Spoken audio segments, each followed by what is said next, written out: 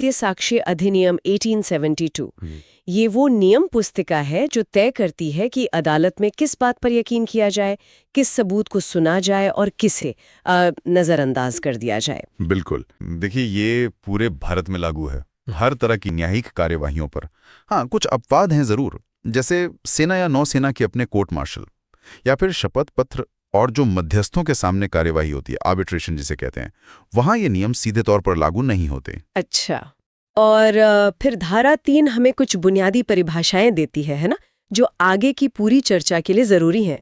बिल्कुल, नींव का काम करती हैं ये। जैसे न्यायालय कौन है, जज, मजिस्ट्रेट और कानून द्वारा अधिकृत कोई भी व्यक्ति जो साक्ष्य ले सकता है। लेकिन दिलचस्प बात यह है कि मध्यस्थ मतलब आर्बिट्रेटर्स इसमें शामिल नहीं हैं। अच्छा, ये तो ध्यान देने वाली बात है। और तथ्य, इसकी परिभाषा भी मैंने पढ़ी, काफी व्यापक लगी। हाँ, बहुत व्यापक है। ये सिर्फ वो चीजें नहीं जिन्हें हम छू सकते हैं या देख सकते हैं, जैसे मेज पर किताब रखी है, ये तो है ही, लेकिन इसमें हमारी मानसिक दशाएं भी शामिल हैं। मानसिक दशाएं मतलब जैसे किसी व्यक्ति की समाज में खास प्रतिष्ठा होना या किसी का कोई इरादा होना, ये भी कानून की नजर में एक तथ्य है। किसी ने कुछ सुना या देखा, ये भी तथ्य है। और दस्तावेज, ये भी सिर्फ कागज नहीं है। नहीं, बिल्कुल नहीं। पत्थर पर खुदा हुआ लेख, कोई फोटो, नक्शा, यहाँ तक कि कोई कैरिकेचर भी दस्तावेज हो सकता है। शर्त यह है कि उसे किसी बात को दर्ज करने मतलब रिकॉर्ड करने के लिए बनाया गया हो, अक्षरों, अंकों या चिन्हों से। ठीक है, अब आते हैं उन दो सबसे जरूरी शब्दों पर, विवादक तथ्य और सुसंगत तथ्य। इन्हें समझे बिना तो आगे बढ़ना मुश्किल है। बिल्कुल, ये समझना बहुत जरूरी है। विवादक तथ्य या फैक्ट्स इन इशू वो मूल प्रश्न हैं जिन पर पूरा केस टिका है, एकदम कोर सवाल। जैसे हत्या के केस में क्या क ने ख को मारा या क्या क का इरादा ख की मौत का था, ये विवादक तथ्य हैं। इन्हीं का जवाब अदालत ढूंढ रही होती है। और सुसंगत तथ्य वो क्या है फिर? सुसंगत तथ्य यानी रेलेवेंट फैक्ट्स वो हैं जो सीधे तौर पर मुख्य प्रश्न नहीं हैं, लेकिन वो मुख्य प्रश्न से इस तरह जुड़े हैं कि उनके होने या न होने की संभावना को बढ़ाते या घटाते हैं। अधिनियम की धारा 5 से 55 इसी बारे में है कि कौन कौन से तथ्य सुसंगत माने जाएंगे। ये एक तरह से कह लीजिए फिल्टर का काम करते हैं कि सिर्फ काम की जानकारी ही अदालत तक पहुंचे। अच्छा, और अदालत कब मानती है कि कोई बात साबित हुई? धारा 3 बताती है, कोई तथ्य साबित हुआ तब माना जाता है जब अदालत सबूतों के आधार पर या तो ये विश्वास कर ले कि हाँ वो तथ्य मौजूद है, या फिर उसके होने की संभावना इतनी ज्यादा समझे कि एक आम समझदार इंसान उस मामले के हालात में यही मानकर चलेगा कि वो तथ्य है। और ना साबित, इसका उल्टा? हाँ, ठीक उल्टा। और एक तीसरी स्थिति भी है, साबित नहीं हुआ, मतलब न तो साबित हुआ ना साबित, बीच की स्थिति। ठीक है। धारा 4 में कुछ और दिलचस्प चीजें हैं। उपधारणाएं, प्रिजम्पशंस, उपधारणा कर सकेगा, उपधारणा करेगा, और निश्चायक सबूत। ये क्या है? ये अदालत को कैसे गाइड करती हैं? ये बहुत महत्वपूर्ण है। ये अदालत को बताती हैं कि कब किसी तथ्य को बिना सीधे सबूत के भी सच मान लेना है। एक तरह से शॉर्टकट है, लेकिन जरूरी शॉर्टकट। मैं प्रिज्यूम यानी उपधारणा कर सकेगा में अदालत के पास विकल्प है, वो चाहे तो सच माने या और सबूत मांगे। शैल प्रिज्यूम यानी उपधारणा करेगा में अदालत को सच मानना ही पड़ेगा जब तक कि उसे गलत साबित करने वाला सबूत ना आ जाए। और कंक्लूसिव प्रूफ यानी निश्चायक सबूत, वो तो पत्थर की लकीर है। अगर एक बात साबित हो गई तो दूसरी अपने आप मान ली जाएगी, उसे गलत साबित करने का मौका ही नहीं मिलेगा। अच्छा, ये तो कार्यवाही को तेज करने में मदद करते होंगे। बिल्कुल, और एकरूपता भी लाते हैं। ठीक है, तो ये तो हुई बुनियादी बातें। अब आते हैं उस फिल्टर पर जिसकी आपने बात की, सुसंगति, रेलेवेंसी। धारा 5 साफ कहती है कि अदालत में सिर्फ विवादक तथ्यों और सुसंगत तथ्यों का ही सबूत दिया जा सकता है। तो कौन से तथ्य सुसंगत हैं? हाँ, यही से धारा 5 से 5.5 का असली खेल शुरू होता है। धारा 6 बात करती है एक ही समव्यवहार के भाग होने वाले तथ्यों की, रेस जेस्टा जिसे कहते हैं। रेस चेस्टा, ये थोड़ा समझाएं। हाँ, मतलब वो बातें या काम जो मुख्य घटना के साथ इतने गुथे हुए हैं, इतने जुड़े हुए हैं कि वो उसी कहानी का हिस्सा लगते हैं, भले ही वो ठीक उसी समय या उसी जगह पर ना हुए हों। यहाँ सबसे जरूरी चीज है स्पॉन्टेनिटी, मतलब वो बात या काम सहज होना चाहिए घटना के साथ साथ। कोई उदाहरण जिससे ये बात साफ हो जाए? हाँ, वो रतन बनाम क्वीन वाला मामला बहुत मशहूर है। एक महिला मरने से ठीक पहले घबराई हुई आवाज में ऑपरेटर से पुलिस को जोड़ने को कहती है। कॉल कट जाती है। पति का कहना था गोली गलती से चली। अदालत ने उस कॉल को घटना का हिस्सा माना, रेस जस्टा माना, क्योंकि वो इतनी तात्कालिक थी, इतनी जुड़ी हुई थी। लेकिन एक और केस है, आर बनाम बेडिंगफील्ड। उसमें गला कटने के बाद महिला कमरे से बाहर आकर कुछ कहती है। उसे सुसंगत नहीं माना गया। क्यों? क्योंकि उसमें वो तात्कालिकता नहीं थी, वो घटना के बाद का बयान था, शायद सोचा समझा। अच्छा, तो समय का ये अंतराल बहुत मायने रखता है। हाँ, सहजता और घटना से जुड़ाव ये जरूरी है रीच जस्टाई के लिए। ये वाकई दिलचस्प है। और कौन से तथ्य सुसंगत होते हैं? धारा 7 उन तथ्यों की बात करती है जो विवाद्यक या सुसंगत तथ्यों के प्रसंग, हेतुक या परिणाम हैं। ओकेजन, कॉज और इफेक्ट। प्रसंग, हेतुक, परिणाम मतलब वो चीजें जो घटना के लिए माहौल बनाती हैं, अवसर, या उसका कारण बनती हैं, हेतुक, या उसके नतीजे दिखाती हैं, परिणाम। जैसे हत्या हुई तो घटनास्थल पर हाथापाई के निशान मिलना, ये क्या है? ये परिणाम है, इफेक्ट है, ये सुसंगत है। या मान लीजिए लूट हुई और ये पता चले कि पीड़ित लूट से ठीक पहले मेले में पैसे दिखाकर घूम रहा था, ये क्या हुआ? ये अवसर हुआ, ओकेजन। ये भी सुसंगत है, ये कहानी को पूरा करते हैं। समझ गई। और धारा 8, वो तो बहुत जानी पहचानी लगती है। हेतु, तैयारी और आचरण, मोटिव, प्रेपरेशन, कंडक्ट। हाँ, क्योंकि ये इंसानी व्यवहार से जुड़े हैं। हेतु यानी मकसद। देखिए, मकसद होना अपने आप में कोई अपराध नहीं है, लेकिन जब अपराध हो जाता है तब हेतु बहुत महत्वपूर्ण हो जाता है। केयर सिंह केस में भी यही कहा गया था। तैयारी, जैसे हत्या के लिए जहर खरीदना या पिस्तौल जुटाना, ये साफ तौर पर इरादे की तरफ इशारा करती हैं, ये सुसंगत है। और आचरण, कंडक्ट, चाहे वो घटना से पहले का हो या बाद का, अगर वो केस से जुड़ा है तो वो भी सुसंगत है। जैसे अपराध के बाद भाग जाना या सबूत मिटाने की कोशिश करना। और धारा 9 वो पहचान वगैरह की बात करती है। हाँ, धारा 9 उन तथ्यों को सुसंगत बनाती हैं जो किसी विवाद्यक या सुसंगत तथ्यों को समझाने या स्थापित करने के लिए जरूरी हैं। जैसे किसी व्यक्ति या चीज की पहचान स्थापित करना। शिनाख्त परेड इसी धारा के तहत होती है। या घटना का समय या जगह तय करना, या पार्टियों के बीच क्या रिश्ता था, ये दिखाना। ये सब एक तरह से संदर्भ बनाते हैं, कॉन्टेक्स्ट बनाते हैं। अब धारा 11 थोड़ी अलग लगती है। वे तथ्य जो अन्यथा सुसंगत नहीं है, कब सुसंगत होते हैं? ये थोड़ा पेचीदा है। हाँ, लेकिन बहुत काम की धारा है ये, इसे समझना जरूरी है। धारा 11 दो स्थितियों में काम करती है। पहली, जब कोई तथ्य किसी विवाद्यक या सुसंगत तथ्य से असंगत हो, इनकंसिस्टेंट हो। इसका सबसे आम उदाहरण है अन्यत्र उपस्थिति का बचाव, प्ली ऑफ एलिबाई। एलिबाई? हाँ, मतलब अगर सवाल है कि क्या रमेश अपराध के समय दिल्ली में था, तो ये तथ्य कि वो उस वक्त मुंबई में था, ये सुसंगत है। क्यों? क्योंकि ये दिल्ली में उसकी मौजूदगी से सीधे तौर पर असंगत है, कॉन्ट्रडिक्ट करता है। ठीक है। और दूसरी स्थिति? दूसरी स्थिति तब है जब कोई तथ्य अकेले या दूसरे तथ्यों के साथ मिलकर किसी विवाद्यक या सुसंगत तथ्य के होने या न होने को अत्यंत अधिसंभाव्य, हाईली प्रोबेबल, या अनाधि संभाव्य, हाईली इम्प्रोबेबल बना दे। वो सत्ता सिंह वाला केस याद है? गवाहों ने कहा गोली 50 फीट से चली, पर मेडिकल रिपोर्ट कहती थी कि घाव ऐसे थे जो सिर्फ 1 गज की दूरी से संभव थे। इस मेडिकल तथ्य ने गवाहों के बयान को अत्यंत अनाधि संभाव्य बना दिया। इसलिए ये धारा 11 के तहत सुसंगत था। अच्छा। और एलिबाई का बचाव लेने वाले को ही साबित करना पड़ता है ना। बिल्कुल। जो कहता है मैं कहीं और था, उसी को साबित करना पड़ेगा। यानी ये धारा कॉमन सेंस को कानूनी जामा पहनाती है। फिर धारा 14 और 15 ये मन की दशा या शारीरिक संवेदना की बात करती है। हाँ, जब किसी का इरादा, ज्ञान, सद्भावना या लापरवाही, ऐसी कोई मानसिक दशा या शारीरिक भावना खुद ही केस में एक सवाल हो, विवाद्यक या सुसंगत हो, तो वो तथ्य सुसंगत हो जाते हैं जो इन दशाओं को दर्शाते हैं। यह है धारा 14। और धारा 15 तब काम आती है जब ये तय करना हो कि कोई काम महज एक हादसा था या जानबूझकर किया गया था। सीरीज ऑफ सिमिलर अकरेंसेस का सिद्धांत।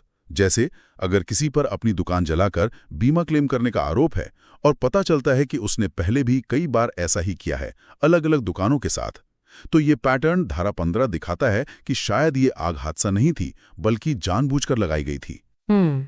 ये तो समझना जरूरी है कि कौन से तथ्य अदालत के सामने रखे जा सकते हैं।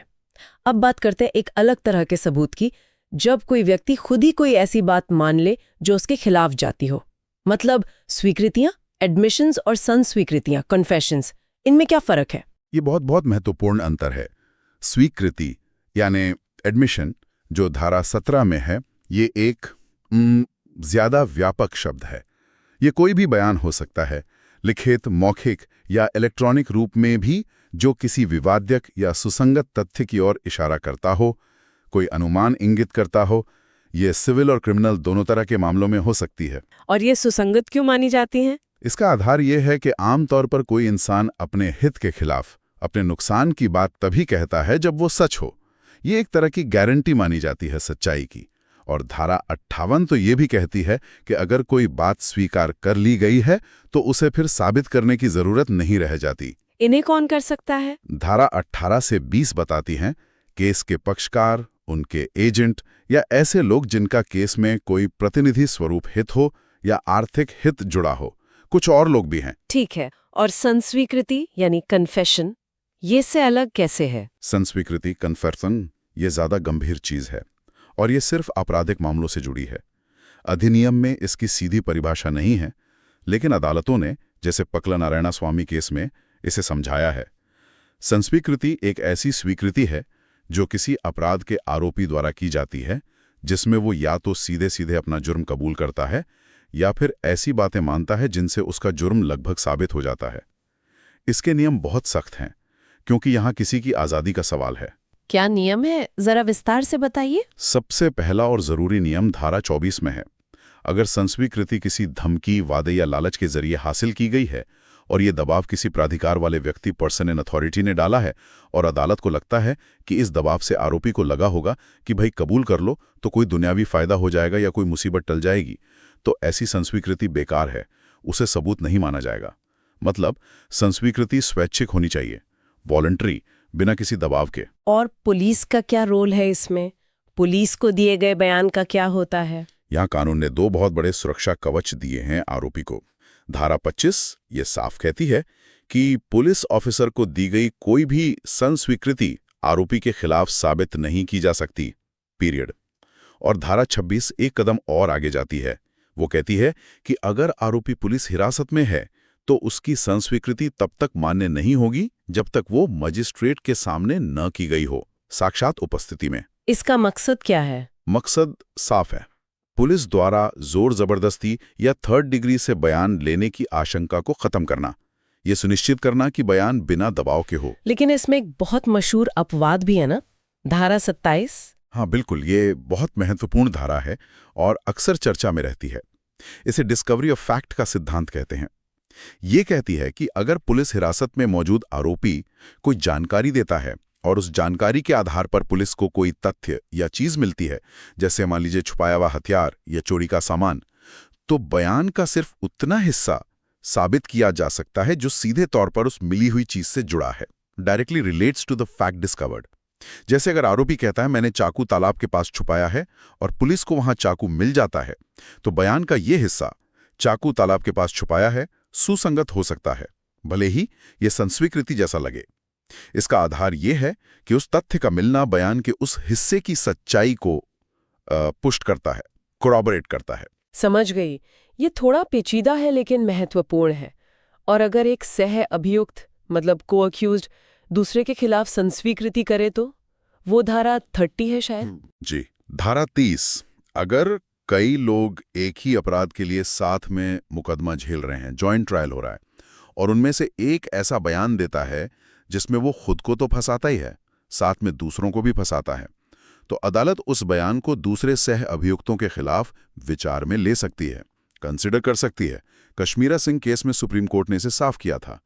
लेकिन ये ध्यान रखना बहुत जरूरी है कि ये बहुत कमजोर किस्म का सबूत माना जाता है। सिर्फ इसके आधार पर किसी को सजा नहीं दी जा सकती। आमतौर पर इसके साथ और पुख्ता सबूत चाहिए होते हैं।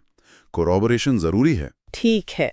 अब एक और स्थिति लेते हैं। मान लीजिए किसी ऐसे व्यक्ति ने कोई जरूरी बात कही थी जो अब गवाही देने के लिए मौजूद नहीं है। शायद उसकी मौत हो गई हो, या वो मिल ही ना रहा हो, या गवाही देने लायक ना रहा हो। क्या उसका बयान फिर भी मायने रखता है? हाँ, बिल्कुल रख सकता है। इसके लिए धारा 32 है।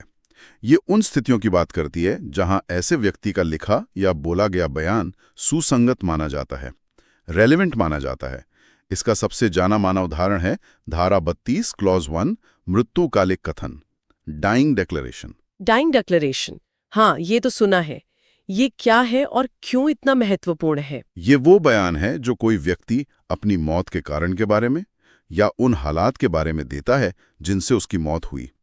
ये तब सुसंगत होता है जब उसी व्यक्ति की मौत का कारण केस में सवाल के घेरे में हो, मतलब उसी केस में जिसमें उसकी मौत की वजह पूछी जा रही हो। इसका आधार क्या है? दो बातें मानी जाती हैं। एक, कि मरता हुआ आदमी झूठ नहीं बोलता, नीमो मोरिटूरस प्रिज्यूमेटर मेंटेराए, हालांकि यह हमेशा सच नहीं होता। और दूसरा आधार है जरूरत, नेसेसिटी, कि अगर ये बयान स्वीकार नहीं किया गया तो शायद सच्चाई कभी सामने ही ना आए, क्योंकि मुख्य गवाह तो रहा नहीं। अच्छा, वो क्वीन एम्प्रेस बनाम अब्दुल्ला वाला केस भी है शायद, जहां इशारों को भी माना गया था। हाँ, बिल्कुल। उस केस में गला कटी हुई लड़की इशारों से बताती है कि किसने मारा। उसे भी मृत्युकालिक कथन माना गया था। क्या इसके लिए ये जरूरी है कि बयान देते वक्त उसे पक्का पता हो कि वो मरने ही वाला है? वो मौत की आशंका होनी जरूरी है? दिलचस्प बात यह है कि भारतीय कानून में ये जरूरी नहीं है, जबकि इंग्लैंड के कानून में ये जरूरी है। लेकिन हमारी अदालतों ने, जैसे कौशल राव केस में सुप्रीम कोर्ट ने कहा कि इस पर भरोसा करने से पहले बहुत सावधानी बरतनी चाहिए। ये कोई एब्सोल्यूट नियम नहीं है कि यह हमेशा सच ही होगा, और अगर जरा भी शक हो तो इसे दूसरे सबूतों से, मतलब कोरॉबोरेट करना जरूरी है। और धारा 32 में सिर्फ यही नहीं है, और भी स्थितियां हैं। हाँ, कई और हैं, जैसे कारोबार के दौरान सामान्य रूप से दिया गया बयान, कोर्स ऑफ बिजनेस, या कोई ऐसा बयान जो देने वाले के अपने आर्थिक या मालिकाना हित के खिलाफ हो, या जो किसी सार्वजनिक अधिकार या रिवाज के बारे में हो, या रिश्तेदारी के बारे में हो। इन सब में मूल सिद्धांत वही है, जरूरत, नेसेसिटी और विश्वसनीयता की कोई ना कोई गारंटी मौजूद होनी चाहिए। ठीक है, अब थोड़ी बात राय और शील की करते हैं। क्या किसी की राय भी सबूत बन सकती है? मुझे लगा था गवाह सिर्फ तथ्य बताते हैं। हाँ, आमतौर पर यही होता है। गवाहों से तथ्यों की उम्मीद की जाती है, उनकी अपनी राय या अनुमान की नहीं। लेकिन धारा 45 इसका एक बड़ा अपवाद है, विशेषज्ञों की राय, एक्सपर्ट ओपिनियन। जब अदालत को किसी खास विषय पर मदद चाहिए, जैसे विदेशी कानून या विज्ञान या कला या लिखावट की पहचान या फिंगरप्रिंट मिलान, तो इन विषयों के माहिर लोगों यानी विशेषज्ञों की राय सुसंगत होती है। अदालत उनकी राय को सबूत के तौर पर ले सकती है। और विशेषज्ञ कौन होता है? क्या डिग्री जरूरी है? जरूरी नहीं। अदालतों ने कहा है, जैसे फोल्क्स बनाम चैड केस में, कि विशेषज्ञता के लिए डिग्री से ज्यादा अनुभव और कौशल मायने रखता है।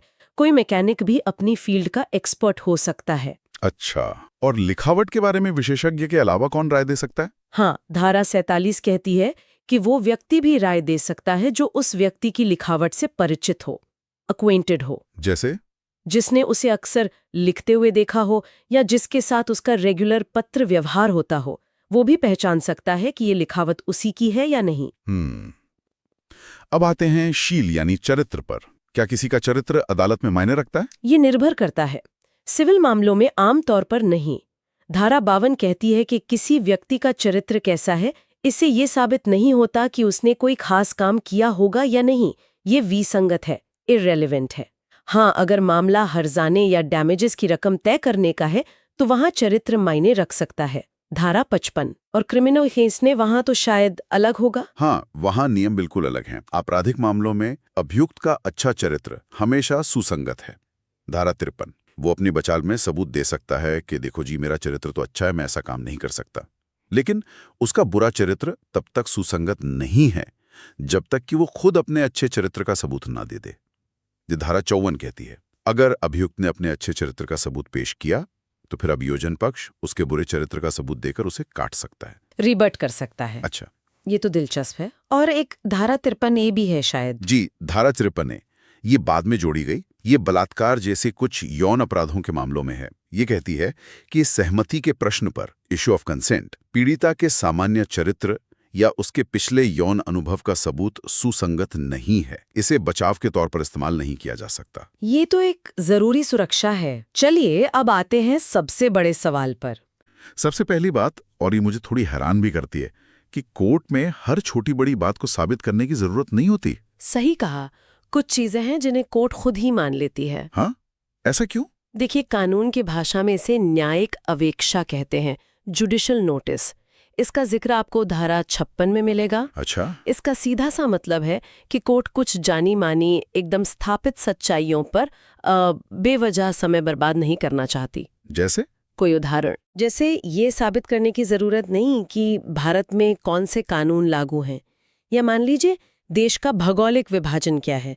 ये तो सामान्य ज्ञान की बातें कोर्ट इन्हें मानकर चलती है। हाँ, ये तो काफी प्रैक्टिकल लगता है।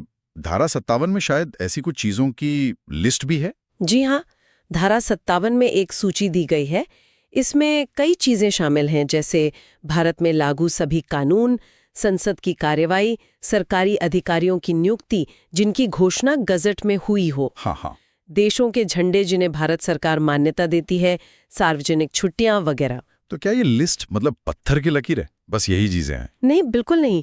ये लिस्ट एक तरह से उदाहरण के तौर पर है, ये अंतिम नहीं है। समय के साथ इसमें और चीजें भी जुड़ सकती हैं। अच्छा। और अगर कोर्ट को कभी किसी ऐसी बात पर थोड़ा शक हो तो वो जानकारी के लिए किताबें या दूसरे दस्तावेज देख सकती है। एक पुराना केस भी है हॉलैंड बनाम जॉन्स का, उसमें भी यही कहा गया था। मेन मकसद है कार्रवाई को थोड़ा तेज और कुशल बनाना। समझ गया। तो एक तो हो गई वो बातें जो कोर्ट खुद जानती है या मान लेती है, जुडिशियल नोटिस। इसके अलावा धारा 58 बात करती है स्वीकृत तथ्यों की, एडमिटेड फैक्ट्स। स्वीकृत तथ्य मतलब जो मान लिए गए हों। हाँ, अगर केस की दोनों पार्टियां या उनके वकील किसी बात पे सहमत हो जाएं, मान ले किसी तथ्य को, चाहे कोर्ट में बोलकर या लिखकर, तो फिर उसे अलग से साबित करने की जरूरत नहीं रहती। अरे वाह, ये तो मुकदमों को बहुत आसान बना देता होगा फिर। हाँ, लगता तो है। सैद्धांतिक रूप से तो बनाता है, पर इसमें एक छोटा सा पेच है। पेच क्या? कोर्ट के पास ये अधिकार हमेशा रहता है, उसका विवेकाधिकार है कि वो कहे कि नहीं, आप भले ही इस बात को मान रहे हो, पर हमें इसके लिए और सबूत चाहिए। अच्छा, मतलब पार्टी मान भी ले तब भी कोर्ट सबूत मांग सकती है। जी हाँ, ये पूर्णाबाई बनाम रणछोड़दास वाले केस में भी साफ हुआ था। तो मतलब किसी बात को मान लेना ही अंतिम सच नहीं बन जाता, पर हाँ, एक बार आपने कुछ मान लिया तो बाद में उसे आसानी से पलट नहीं सकते। हाँ, वो आपने बताया था, विबंध, एस्टॉपल। बिल्कुल, एस्टॉपल मतलब आप अपनी ही कही बात से बंध जाते हैं, उससे मुकर नहीं सकते कानूनी तौर पर। और एक तीसरी कैटेगरी भी है धारा 114 में, उपधारित तथ्य, प्रिज्यूम्ड फैक्ट्स। उपधारित तथ्य। हाँ, मतलब कोर्ट कुछ परिस्थितियों में ये मान सकती है कि कोई बात सच होगी जब तक कि उसे गलत न साबित कर दिया जाए। इस पर हम बाद में जब दस्तावेजों की बात करेंगे तब और विस्तार से चर्चा करेंगे। ठीक है। तो संक्षेप में कहें तो 3 तरह की बातें हो गई जिन्हें साबित करने की जरूरत नहीं। एक, जिनकी कोर्ट न्यायिक अवेक्षा लेती है, धारा 56। दूसरी, जो पक्ष मान लेते हैं, धारा 58। और तीसरी, जिन्हें कोर्ट कुछ परिस्थितियों में मानकर चलती है, धारा 114। बिल्कुल साफ। तो ये तो हुई वो बातें जिन्हें साबित नहीं करना। अब आते हैं उन पर जिन्हें साबित करना पड़ता है, और इसका एक मुख्य तरीका है मौखिक साक्ष्य, ओरल एविडेंस। जी, यानी गवाहों का कोर्ट में आकर बयान देना। जी। स्रोत में एक बड़ा ही मार्मिक उदाहरण दिया गया है क्वीन एम्प्रेस बनाम अब्दुल्ला केस का। हाँ, वो इलाहाबाद का केस। हाँ, एक लड़की जिसका गला बुरी तरह कटा था, बोल नहीं सकती थी, उसने इशारों से बताया कि उस पर हमला किसने किया, और कोर्ट ने उन इशारों को मौखिक साक्ष्य माना। बिल्कुल, ये बहुत महत्वपूर्ण उदाहरण है। ये दिखाता है कि मौखिकता मतलब सिर्फ जुबान से बोलना ही नहीं है। सही बात है। अगर कोई व्यक्ति बोल नहीं सकता पर इशारों से या लिखकर या किसी और तरीके से अपनी बात बता रहा है, तो वो भी मौखिक साक्ष्य ही माना जाएगा। शारीरिक हाव भाव, इशारे, ये सब इसमें आ सकते हैं। तो धारा 59 का जो सामान्य नियम है वो ये कहता है कि अगर किसी दस्तावेज या इलेक्ट्रॉनिक रिकॉर्ड के अंदर की बात न हो तो बाकी सभी तथ्य, सभी बातें मौखिक गवाही से साबित की जा सकती है। लेकिन इसमें सबसे महत्वपूर्ण बात शायद ये है, जैसा धारा 60 कहती है कि मौखिक साक्ष्य हमेशा प्रत्यक्ष होना चाहिए। डायरेक्ट? हाँ। इसका क्या मतलब हुआ? प्रत्यक्ष मतलब फर्स्ट हैंड, सीधी बात। सुनी सुनाई बात जिसे हियरसे कहते हैं, उसकी यहाँ गुंजाइश बहुत बहुत कम है। अच्छा। मतलब अगर गवाह कह रहा है कि उसने कुछ देखा, तो वो वही व्यक्ति होना चाहिए जिसने अपनी आंखों से देखा। ठीक है। अगर वो कह रहा है कि उसने कुछ सुना, तो वो वही होना चाहिए जिसने अपने कानों से सुना। अगर बात किसी और इंद्रिय से महसूस करने की है, जैसे गंध या स्पर्श, तो गवाह वो हो जिसने खुद महसूस किया। ओके। और अगर किसी की राय या विचार की बात है, तो वो राय रखने वाला व्यक्ति ही गवाही देगा। किसी और के जरिए कही गई बात वो आम तौर पर सबूत नहीं मानी जाती। क्यों नहीं मानी जाती? क्योंकि उसकी सच्चाई परखना बहुत मुश्किल होता है। जिसने खुद देखा या सुना, उससे जिरह करके सच का पता लगाया जा सकता है। सुनी सुनाई बात वाले से क्या पूछेंगे? हाँ, ये बात तो है। लेकिन क्या इस सीधी बात वाले नियम के कोई अपवाद नहीं है? जिंदगी में, कोर्ट कचहरी में हमेशा सब कुछ इतना सीधा सीधा तो नहीं होता होगा? नहीं, बिल्कुल नहीं होता। और कानून भी इस बात को समझता है। धारा 60 खुद और कुछ दूसरी धाराएं इसके महत्वपूर्ण अपवाद भी बताती हैं।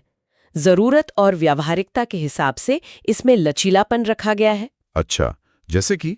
कई स्थितियां हैं। जैसे मान लीजिए किसी विशेषज्ञ ने कोई महत्वपूर्ण किताब लिखी है और अब वो उपलब्ध नहीं है, उनकी मृत्यु हो गई या मिल नहीं रहे, तो उनकी राय उस किताब से ली जा सकती है।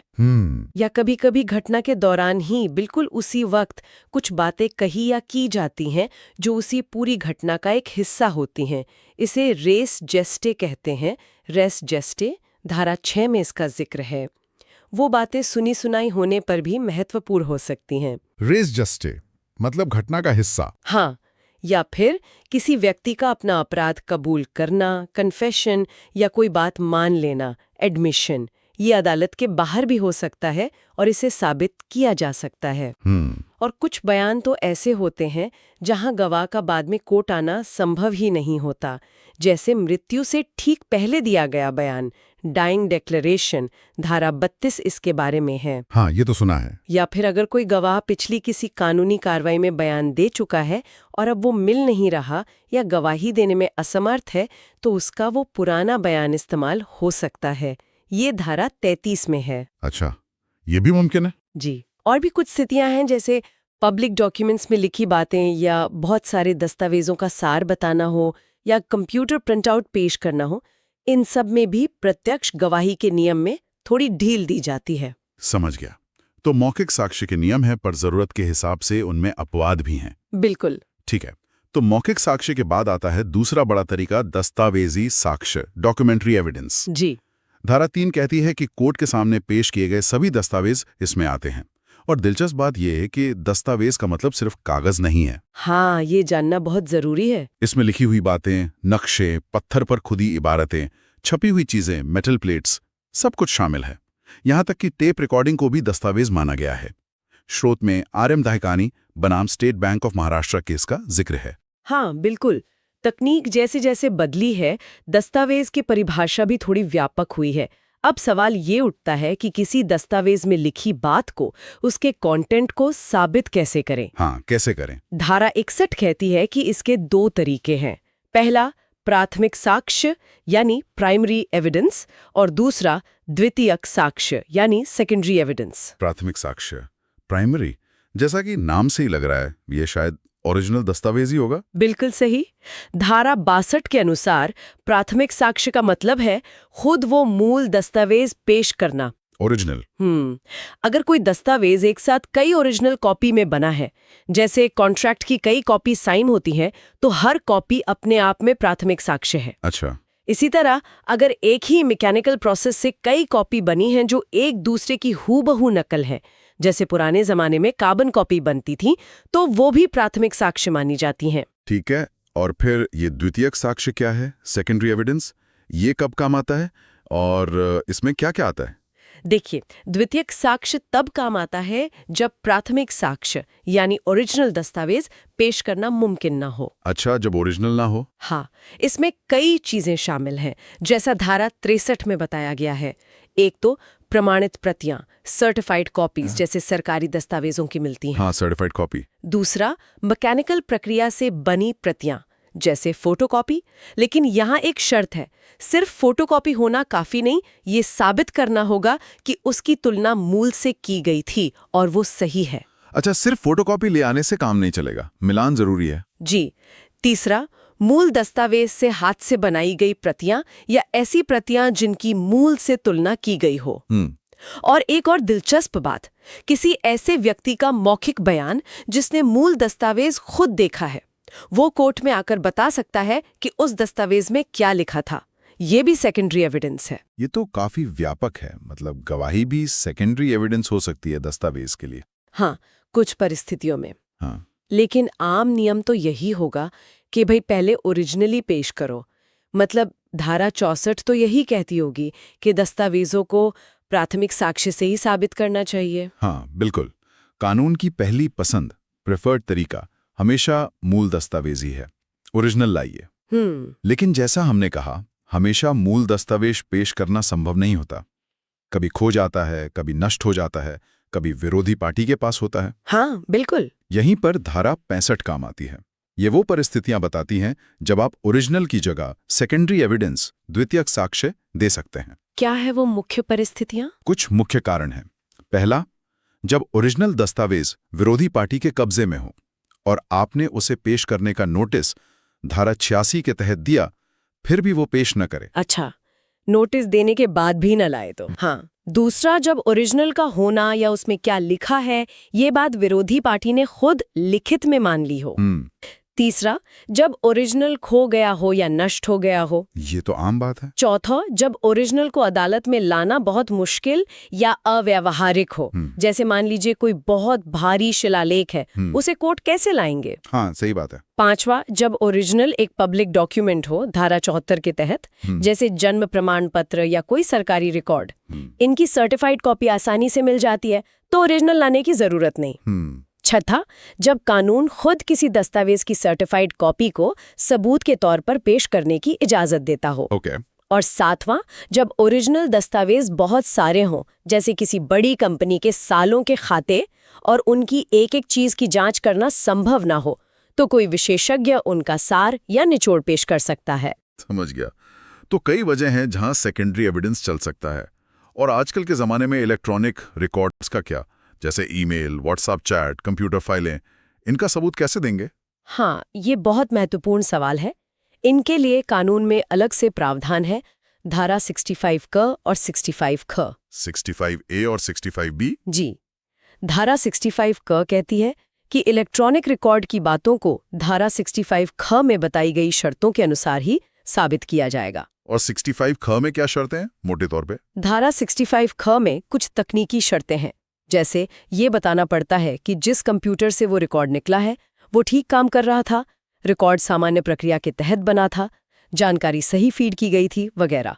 और इसके साथ एक सर्टिफिकेट भी देना होता है उस व्यक्ति द्वारा जो उस डिवाइस या कंप्यूटर के लिए जिम्मेदार है। अच्छा, मतलब इलेक्ट्रॉनिक सबूत के लिए एक सर्टिफिकेट जरूरी है? हाँ, आमतौर पर ये उसकी प्रामाणिकता सुनिश्चित करने के लिए है। ठीक है। अब मान लीजिए दस्तावेज पेश हो गया, चाहे ओरिजिनल या सेकेंडरी। ये कैसे साबित होगा कि इस पर हस्ताक्षर उसी व्यक्ति के हैं जिसके कहे जा रहे हैं? मतलब इसका निष्पादन, एग्जीक्यूशन कैसे साबित होता है? इसके लिए धारा 67 है। वो कहती है कि अगर किसी दस्तावेज पर किसी के हस्ताक्षर या लिखावट होने की बात कही जा रही है तो उस हस्ताक्षर या लिखावट को उस व्यक्ति का ही साबित करना होगा।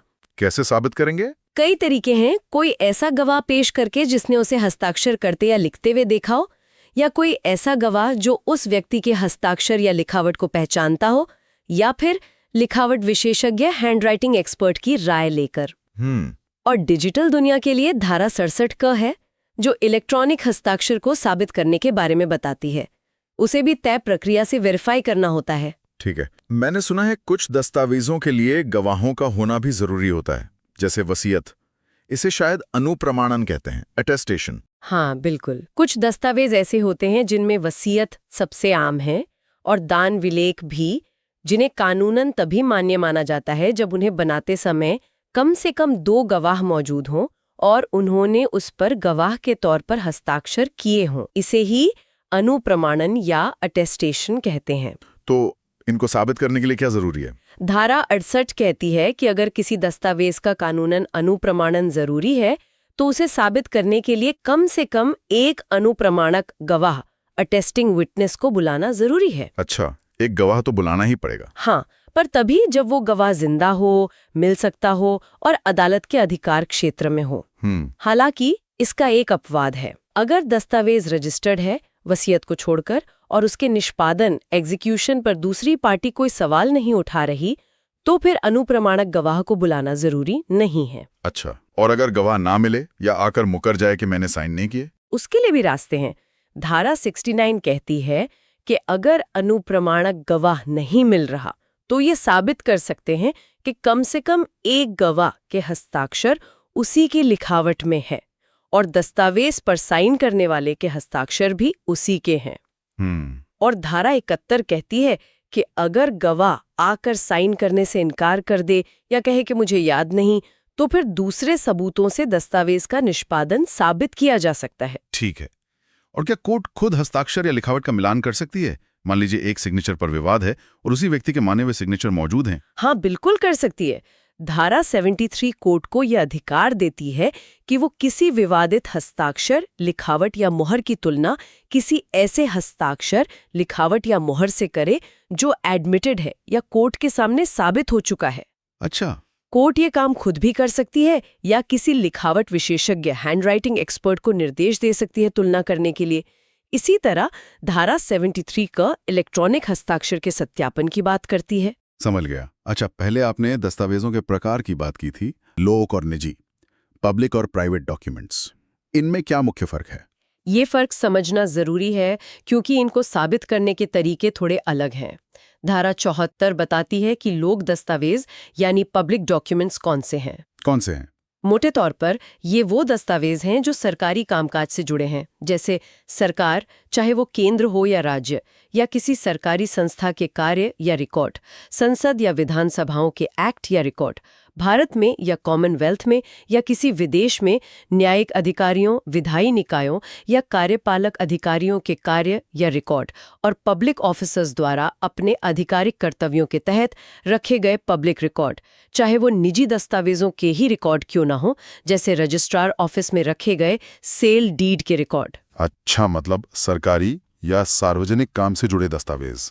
जी, और धारा 75 कहती है कि जो दस्तावेज लोक दस्तावेज नहीं है वो सब निजी दस्तावेज है, प्राइवेट डॉक्यूमेंट्स है, जैसे किसी का व्यक्तिगत पत्र या दो निजी पार्टियों के बीच हुआ कोई अग्रीमेंट। तो लोक दस्तावेजों को साबित करना आसान क्यों होता है? क्योंकि धारा 76 के तहत आप किसी भी लोक दस्तावेज की प्रमाणित प्रति यानी सर्टिफाइड कॉपी संबंधित पब्लिक ऑफिसर से मांग सकते हैं। वो ऑफिसर उसकी कॉपी निकालकर उस पर प्रमाणित होने की मोहर लगाकर और साइन करके आपको देगा। हाँ, सर्टिफाइड कॉपी तो मिलती है। और धारा 77 कहती है कि ऐसी सर्टिफाइड कॉपी को ही आप सबूत के तौर पर पेश कर सकते हैं मूल दस्तावेज को साबित करने के लिए। आपको ओरिजिनल लाने की जरूरत नहीं पड़ती। ये एक बड़ा फायदा है। हाँ, ये तो बहुत सुविधाजनक है। अब आते हैं उपधारणाओं पर, प्रिजम्पशंस। आपने शुरू में जिक्र किया था कि कोर्ट कुछ बातें मानकर चलती है। दस्तावेजों के बारे में भी ऐसा होता है? हाँ, बिल्कुल होता है। कानून कुछ दस्तावेजों की प्रामाणिकता या उनमें लिखी कुछ बातों की सच्चाई को लेकर पहले से एक अनुमान या उपधारणा बना लेता है। इससे सबूत पेश करने का बोझ, बर्डन ऑफ प्रूफ, कम हो जाता है। अच्छा, ये उपधारणाएं मुख्य रूप से दो तरह की होती हैं, जैसा कानून में लिखा होता है।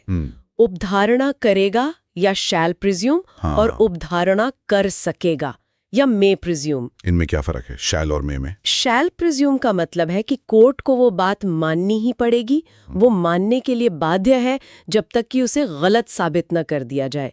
ये एक तरह से अनिवार्य उपधारणा है। ठीक है, मानना ही पड़ेगा। और मे प्रिज्यूम का मतलब है कि कोर्ट के पास विकल्प है, वो चाहे तो उस बात को सही मान ले या चाहे तो कहे कि नहीं, इसके लिए और सबूत लाओ। ये कोर्ट के विवेक पर निर्भर करता है। समझिए।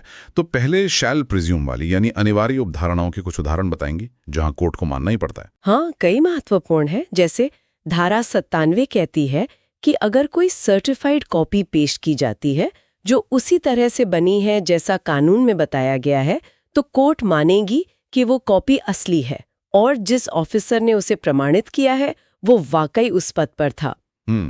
धारा 80 कहती है कि अगर अदालत में दिए गए किसी बयान या कबूलनामे का रिकॉर्ड पेश किया जाता है तो कोर्ट मानेगी कि वो बयान या कबूलनामा वास्तव में उसी व्यक्ति ने दिया था और परिस्थितियां वैसी ही थीं जैसी रिकॉर्ड में लिखी हैं। अच्छा। धारा 81 सरकारी गजेट, लंदन गजेट, अखबारों या संसद के प्राइवेट एक्ट्स की प्रतियों के बारे में कहती है कि कोर्ट उनकी असलियत मानेगी।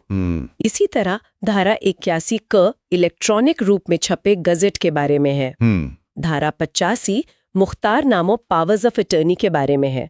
अगर कोई मुख्तारनामा नोटरी पब्लिक या कोर्ट या भारतीय कॉन्सुल के सामने निष्पादित, एग्जीक्यूट और प्रमाणित ऑथेंटिकेट किया गया है तो कोर्ट मानेगी कि वो सही ढंग से हुआ है। पावर ऑफ अटॉर्नी के लिए ये जरूरी है। जी, और आज के दौर में इलेक्ट्रॉनिक रिकॉर्ड्स के लिए भी कई शैल प्रिज्यूम्स हैं, जैसे धारा 85 क इलेक्ट्रॉनिक एग्रीमेंट्स के बारे में, धारा 85 ख सुरक्षित इलेक्ट्रॉनिक रिकॉर्ड की इंटेग्रिटी के बारे में, और धारा 85 ग सुरक्षित इलेक्ट्रॉनिक हस्ताक्षर की प्रामाणिकता के बारे में है। कोर्ट इन्हें सही मानेगी जब तक गलत साबित न हो। ये डिजिटल सबूतों के लिए बहुत महत्वपूर्ण है। बिल्कुल। अब मे प्रिज्यूम वाली अवधारणा है जहां कोर्ट अपने विवेक का इस्तेमाल करती है। इनमें सबसे मशहूर कौन सी है? इसमें शायद सबसे जानी मानी और सबसे ज्यादा इस्तेमाल होने वाली अवधारणा धारा 90 में है। धारा 90 क्या कहती है? ये कहती है कि अगर कोई दस्तावेज 30 साल या उससे ज्यादा पुराना है। 20 साल काफी पुराना। हाँ, 30 साल पुराना है और ऐसी जगह से पेश किया गया है जहां से उसका मिलना स्वाभाविक था, इसे प्रॉपर कस्टडी कहते हैं। हाँ। तो कोर्ट मान सकती है, मैं प्रिज्यूम, कि उस दस्तावेज पर जो हस्ताक्षर हैं या जो लिखावट है वो उसी व्यक्ति की है जिसकी कही जा रही है, और अगर उसका अनुप्रमाणन एटेस्टेशन हुआ है तो वो भी सही ढंग से हुआ है। अच्छा, तो 30 साल पुराने दस्तावेज के सिग्नेचर वगैरह को कोर्ट सही मान सकती है पर मानने को बाध्य नहीं है। बिल्कुल, ये कोर्ट के विवेक पर है। ये पुराने दस्तावेजों को साबित करने में बहुत मदद करती है क्योंकि इतने सालों बाद गवाह मिलना मुश्किल होता है। हाँ, जाहिर है। इसी तरह की अवधारणा धारा 90 क में 5 साल पुराने इलेक्ट्रॉनिक रिकॉर्ड के इलेक्ट्रॉनिक हस्ताक्षर के बारे में है। यहाँ भी मे प्रिज्यूम है। 5 साल इलेक्ट्रॉनिक के लिए, 30 साल कागज के लिए। जी, और भी है प्रिज्यूम वाली, जैसे धारा 86 विदेशी अदालती रिकॉर्ड की सर्टिफाइड कॉपी के बारे में, या धारा 87 किताबों, नक्शों या चार्ट्स के बारे में कि उनका लेखक कौन है या वो कब और कहाँ छपे। कोर्ट इन्हें सही मान सकती है। समझ गया। तो ये उपधारणाएं सबूत के काम को आसान बनाती हैं। हाँ, काफी हद तक। चलिए अब एक बहुत ही महत्वपूर्ण सिद्धांत पर आते हैं। अक्सर ये कहा जाता है और हमने सुना भी है कि भाई जो लिखा गया है उसे लिखे हुए से ही साबित करो। क्या कानून भी यही कहता है? हाँ, बिल्कुल सही कह रहे हैं। धारा 91 इसी सिद्धांत पर आधारित है। इसे बेस्ट एविडेंस रूल का एक हिस्सा भी माना जाता है। क्या कहती है धारा 91? ये कहती है कि जब किसी कॉन्ट्रैक्ट, संविदा या अनुदान, ग्रांट या संपत्ति के किसी और अव्ययन, डिस्पोजिशन ऑफ प्रॉपर्टी की शर्तें एक दस्तावेज के रूप में लिख दी गई हों, या जब कानून ही ये जरूरी बना दे कि कोई बात लिखित में ही होनी चाहिए, जैसे सेल डीड या मॉर्गेज डीड, हाँ, तो फिर उस कॉन्ट्रैक्ट, अनुदान या व्ययन की शर्तों को साबित करने के लिए या उस कानूनी तौर पर जरूरी बात को साबित करने के लिए या तो वो मूल दस्तावेज खुद पेश करना होगा, ओरिजिनल। हाँ, ओरिजिनल, या फिर अगर सेकेंडरी एविडेंस देना जायज है, जैसा हमने धारा 65 में देखा था, तो उसका सेकेंडरी एविडेंस देना होगा। आप सिर्फ जुबानी गवाही देकर ये नहीं बता सकते कि शर्तें क्या थीं या बात क्या लिखी थी। मतलब दस्तावेज खुद बोलेगा, उसकी जगह कोई और नहीं बोल सकता। बिल्कुल, दस्तावेज ही प्राथमिक सबूत है अपनी शर्तों का। लेकिन क्या इसके कोई अपवाद हैं? हमेशा। हाँ, इसमें भी कुछ अपवाद हैं। जैसे अगर किसी पब्लिक ऑफिसर की नियुक्ति साबित करनी हो तो हमेशा उसका नियुक्ति पत्र दिखाना जरूरी नहीं है। ये दिखाया जा सकता है कि वो उस पद पर काम कर रहा था, ये भी पर्याप्त सबूत माना जा सकता है। अच्छा। या फिर वसीयत, विल, हाँ। अगर प्रोबेट हो चुकी है, Right. यानी अदालत ने उसे प्रमाणित कर दिया है, तो फिर प्रोबेट ही पर्याप्त सबूत है, मूल वसीयत पेश करने की जरूरत नहीं। स्रोत में एक केस का भी जिक्र है, तेबुली शाये बनाम झुनझुनवाला। उसमें कोर्ट ने कहा कि गोद लेने का जो लिखित रिकॉर्ड था वो कोई कॉन्ट्रैक्ट या अनुदान या संपत्ति का व्ययन नहीं था, इसलिए उस पर धारा 91 लागू नहीं होगी और उसे साबित करने के लिए दूसरे सबूत दिए जा सकते थे। अच्छा, मतलब ये नियम हर लिखे हुए कागज पर लागू नहीं होता, सिर्फ कॉन्ट्रैक्ट, अनुदान वगैरह की शर्तों पर होता है। हाँ, मुख्य रूप से उन पर और जहां कानून लिखित रूप अनिवार्य करता है। ठीक है, और इसी से जुड़ा हुआ एक और नियम है धारा 92 का, वो शायद और भी सख्त लगता है। हाँ, धारा 92 एक कदम और आगे जाती है। वो क्या कहती है? वो कहती है कि जब किसी ऐसे कॉन्ट्रैक्ट, अनुदान या संपत्ति के व्ययन की शर्तें जिनका जिक्र धारा 91 में है, दस्तावेज के रूप में साबित हो चुकी हों, हाँ, को फिर उस दस्तावेज की पार्टियों या उनके प्रतिनिधियों के बीच किसी भी मौखिक समझौते, ओरल एग्रीमेंट या कथन, स्टेटमेंट का सबूत, उन लिखित शर्तों का खंडन करने, उनमें फेरफार करने, उनमें कुछ जोड़ने या उनमें से कुछ घटाने, सब्ट्रैक्ट फ्रॉम, के लिए ग्रहण नहीं किया जाएगा। बाप रे, मतलब एक बार जो लिख दिया सो लिख दिया, उसके बाद आप ये नहीं कह सकते कि अरे हमारी तो साइड में ये भी बात हुई थी या लिखा कुछ और है पर मतलब कुछ और था। हाँ, मोटे तौर पे यही मतलब है। इसे अक्सर पैरोल एविडेंस रूल का भारतीय रूप कहा जाता है। इसका मकसद है लिखित दस्तावेजों को निश्चितता और अंतिम रूप देना। सोचिए, अगर लिखित कॉन्ट्रैक्ट करने के बाद भी पार्टियां आसानी से कहने लगें कि नहीं जी, बात तो कुछ और हुई थी, तो फिर लिखित दस्तावेज का मतलब ही क्या रह जाएगा? कोई भरोसा ही नहीं रहेगा। हाँ, ये बात तो सही है, स्थिरता जरूरी है, लेकिन क्या जिंदगी इतनी सीधी होती है? मान लीजिए कॉन्ट्रैक्ट लिखवाते समय किसी पार्टी के साथ धोखा हुआ हो, या कोई बहुत जरूरी बात लिखना ही भूल गए हो, या कोई गलती हो गई हो लिखने में, तो तब भी क्या कोर्ट कहेगी कि नहीं जी, अब तो जो लिखा है वही मानो? तब भी जुबानी बात नहीं सुनी जाएगी? नहीं, यहीं पर यह मामला थोड़ा पेचीदा और दिलचस्प हो जाता है। कानून इतना भी कठोर नहीं है। धारा 92 भले ही इस सख्त नियम बनाती है, लेकिन साथ ही वो इसके 6 महत्वपूर्ण परंतुक प्रोवाइजोज यानी अपवाद भी देती है। 6 अपवाद? अच्छा। हाँ, ये अपवाद उन व्यवहारिक दिक्कतों का ध्यान रखते हैं जिनका आपने जिक्र किया।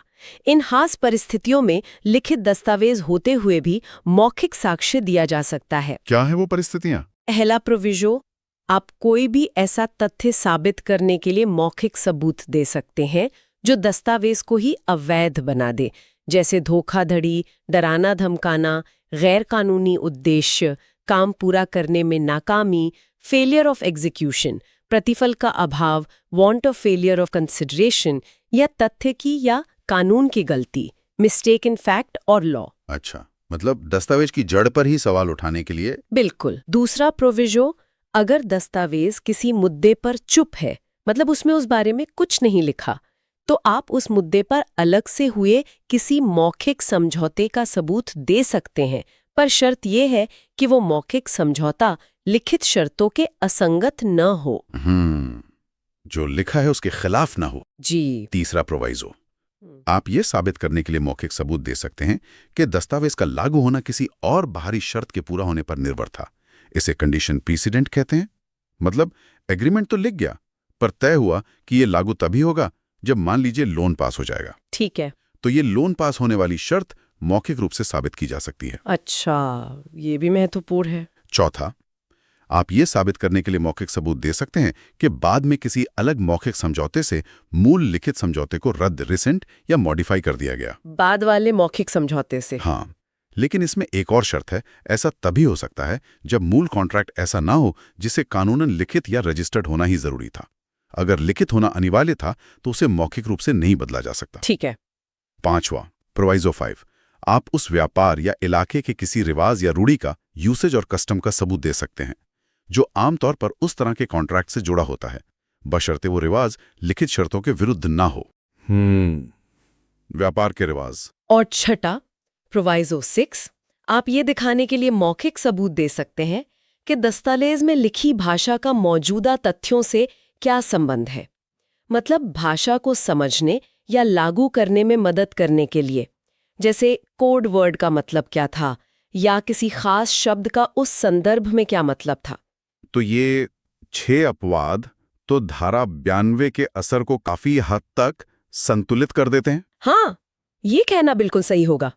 ये अपवाद बहुत जरूरी है न्याय सुनिश्चित करने के लिए। और क्या ये धारा 92 का नियम सिर्फ कॉन्ट्रैक्ट करने वाली पार्टियों पर ही लागू होता है या कोई तीसरा आदमी भी इससे बंधा होता है? नहीं, ये एक बहुत अच्छा सवाल है। धारा 99 ये साफ करती है कि ये नियम, धारा 92 वाला, सिर्फ दस्तावेज के पक्षकारों, पार्टीज या उनके कानूनी प्रतिनिधियों, रिप्रेजेंटेटिव्स इन इंटरेस्ट पर ही लागू होता है। अच्छा। हाँ, कोई तीसरा व्यक्ति जो उस दस्तावेज का पक्षकार नहीं है, वो ये सबूत दे सकता है कि असल में पार्टियों के बीच बात कुछ और हुई थी, भले ही वो लिखित शर्तों से अलग हो।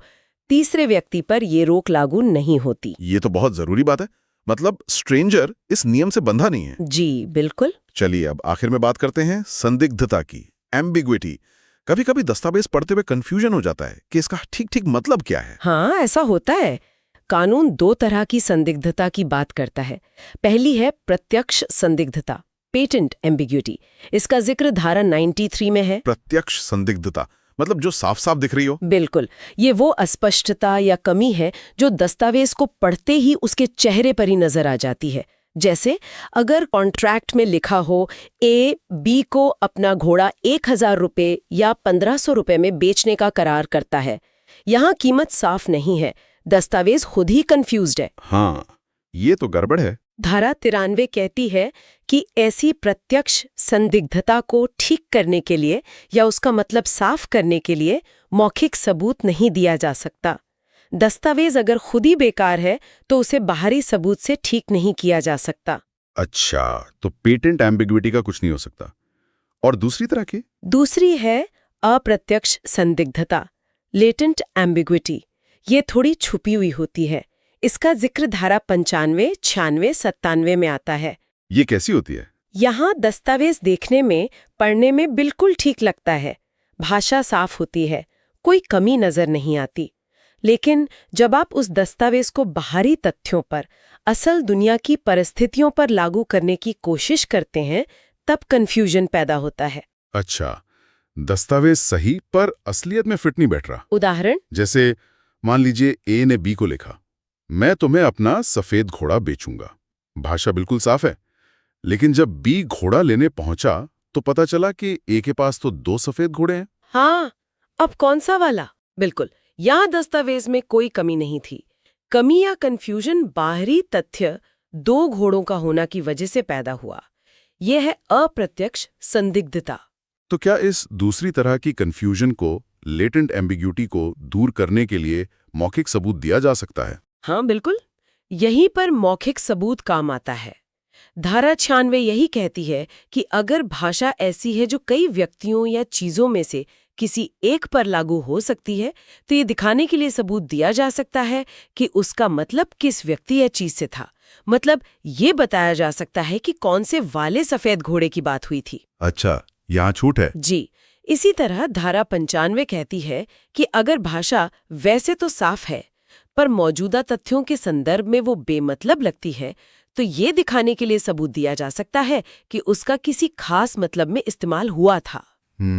और धारा 97 उस स्थिति की बात करती है जहां भाषा का एक हिस्सा एक तरह के तथ्यों पर फिट बैठता है और दूसरा हिस्सा दूसरी तरह के तथ्यों पर पूरी भाषा किसी एक पर भी पूरी तरह फिट नहीं बैठती। यहां भी सबूत देकर बताया जा सकता है कि उसका मतलब किससे था। ठीक है, लेकिन एक स्थिति और भी है, धारा 94। वो क्या कहती है? धारा 94 कहती है कि अगर दस्तावेज की भाषा बिल्कुल साफ है और वो मौजूदा तथ्यों पर बिल्कुल सही बिना किसी कंफ्यूजन के लागू होती है, तो फिर आप ये सबूत नहीं दे सकते कि उसका मतलब ये नहीं बल्कि कुछ और था। मतलब जब सब कुछ साफ है तो फिर उसे बदलने की कोशिश मत कीजिए। समझ गया, मतलब कंफ्यूजन हो तभी बाहरी सबूत लाओ, वरना नहीं। बिल्कुल। और अगर दस्तावेज में कोई अजीब शब्द इस्तेमाल हुआ, कोई कोड वर्ड या पुरानी भाषा या किसी खास इलाके का शब्द, उसके लिए भी प्रावधान है। धारा 98 कहती है कि अगर कोई अक्षर या लिपि ऐसी है जो पढ़ी नहीं जा सकती या आमतौर पर समझ नहीं आती, जैसे पुराने दस्तावेज या कोई विदेशी, अप्रचलित, तकनीकी, स्थानीय या प्रांतीय शब्द है, या कोई संक्षेपाक्षर, एब्रिविएशंस, या ऐसे शब्द हैं जिनका इस्तेमाल किसी खास वर्ग के लोग ही करते हैं, तो उनका मतलब समझाने के लिए सबूत दिया जा सकता है।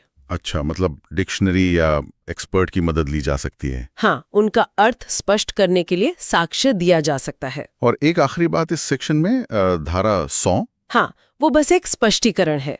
वो कहती है कि ये सारे नियम धारा 91 से 99 तक भारतीय उत्तराधिकार अधिनियम इंडियन सक्सेशन एक्ट के उन प्रावधानों पर कोई असर नहीं डालेंगे जो वसीयत की व्याख्या इंटरप्रिटेशन से संबंधित है। वसीयत की व्याख्या के लिए अपने अलग विशेष नियम हैं। ठीक है। सबूत का भार, बर्डन ऑफ प्रूफ, किसे क्या साबित करना है, ये धारा 101 से 114 ए तक फैला हुआ है। हाँ, ये बहुत ही प्रैक्टिकल और महत्वपूर्ण हिस्सा है। इसका मूल सिद्धांत धारा 101 में है। सिद्धांत ये है कि जो व्यक्ति अदालत से अपने पक्ष में कोई फैसला चाहता है, उसे उन तथ्यों को साबित करना होगा जिन पर उसका दावा या अधिकार टिका है। इसे आरंभिक भार कहते हैं। जो दावा कर रहा है, सबूत भी वही देगा पहले। और क्रिमिनल केस में? क्रिमिनल केस में एक और सिद्धांत काम करता है, निर्दोषता की उपधारणा, प्रिजम्पशन ऑफ इनोसेंस। हर व्यक्ति को तब तक निर्दोष माना जाता है जब तक वो दोषी साबित न हो जाए। इसलिए आपराधिक मामलों में अभियोजन पक्ष पर यह भार होता है कि वो शक से परे, बियॉन्ड रीजनेबल डाउट साबित करे कि अभियुक्त ने ही अपराध किया है। भार हमेशा अभियोजन पर रहता है। क्या ये भार कभी बदलता भी है? आपने कहा आरंभिक भार। हाँ, सबूत पेश करने का भार बदलता रहता है। इसे ओनस कहते हैं। धारा 102 यही कहती है। भार उस व्यक्ति पर होता है जो केस हार जाएगा अगर दोनों तरफ से कोई भी सबूत ना दिया जाए। जैसे ही एक पक्ष कुछ सबूत पेश करके अपना पल्ला थोड़ा भारी करता है, ओनस दूसरे पक्ष पर चला जाता है कि वो उन सबूतों को काटे या अपनी बात साबित करे। ये पिंग पोंग की तरह चलता रहता है। कुछ खास स्थितियां भी होंगी जहां भार शुरुआत से ही किसी खास पक्ष पर होता है? हाँ, बिल्कुल। धारा 105 बहुत महत्वपूर्ण है, खासकर आपराधिक मामलों में। अगर अभियुक्त किसी कानूनी अपवाद का फायदा लेना चाहता है, जैसे वो कहता है मैंने आत्मरक्षा में मारा या मैं घटना के समय पागल था, तो ये साबित करने का भार उसी अभियुक्त पर है कि उसकी स्थिति उस अपवाद के दायरे में आती है।